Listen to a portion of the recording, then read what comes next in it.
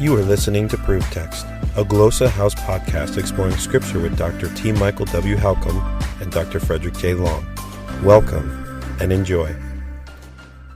Hello and welcome to ProveText. I'm Michael Halcomb. I'm here with Fred Long, and we are continuing to discuss participles. I believe this is like our eighth study on participles, our eighth episode on participles, and this might be our last one. Fred, what do you think? Well, I could envision one more, but yeah, we could have this be the last one, but maybe not. I wanted to look at a last use, which is more described as a pragmatic use of the participle. Pragmatic is just a fancy word for like use, like a particular use for a kind of a functional kind of use. And it's one that throws students off a little bit. It's a subtype of a circumstantial participle, or adverbial participle as it's commonly called. And it's called the genitive absolute construction.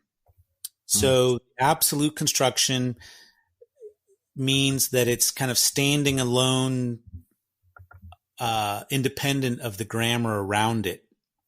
So when you have absolute constructions, it means it's kind of suspended there. And the genitive means that's what the case it is that it's found in. And the genitive case, if you remember, is it can designate separation or a qualification.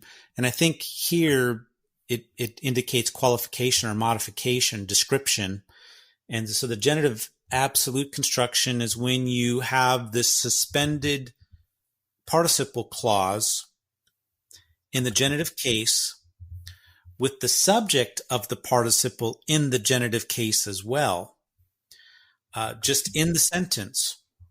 And it's a pragmatic function in that it allows for you to talk about another subject and another verbal action without it being in the nominative case conflicting with the main clause, which is in the nominative case with the main verb. So it's a way of identifying another active agent and verbal idea in a sentence. So an example of this would be in Ephesians 2:20. Having been built upon the foundation of the apostles and prophets, Jesus himself, the Christ, being the head cornerstone. That last phrase is ontos avtu Christu Jesu.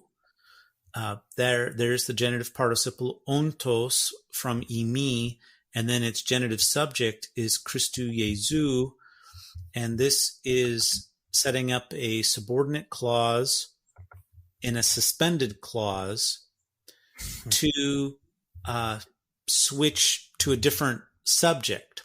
Now, the prior subject is found in verse 19, that you were once foreigners and strangers, but now you are co-citizens of the saints and household members of God.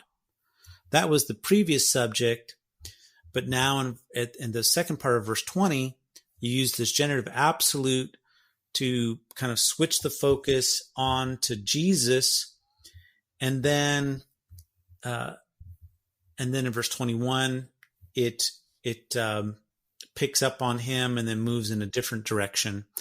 So this is called a genitive absolute. It's a suspended clause. It allows for a different subject and verbal idea to be introduced into the structure. And I think if it really is just a type of circumstantial participle, in this case, it's post-nuclear, and it's maybe functioning as a transition. Again, another instance of that new category, transitional, because in verse 21, it picks up on Jesus by saying, in whom the whole structure bound together grows, being bound together grows into the temple to the Lord. Yeah. So there you have it. A generative absolute type of circumstantial participle. I think the rules of positioning pre or post of the main verb apply as well. And so we looked at Ephesians 2:20, which has two participles. The first one being nominative case, building off of the co-citizens. And then you have this generative absolute construction, which I think then is a transition then to verse 21. That's how I would do it. Nice. Wow. Very insightful, Fred. Yeah, thanks for all that. And, man, I hope for those of you listening that that absolutely does help. So, yeah, keep listening, keep learning, and spread the word. Share the podcast with your friends. Hope that helps. Looking for creative ways to launch your biblical language studies to the next level? We here at Glossa House create resources with you in mind. We've created a stock of innovative and cutting-edge audio, video, digital, and print resources to help you reach your language goals. Visit glossahouse.com to find what you've been looking for. Glossa House, language resources for the global community.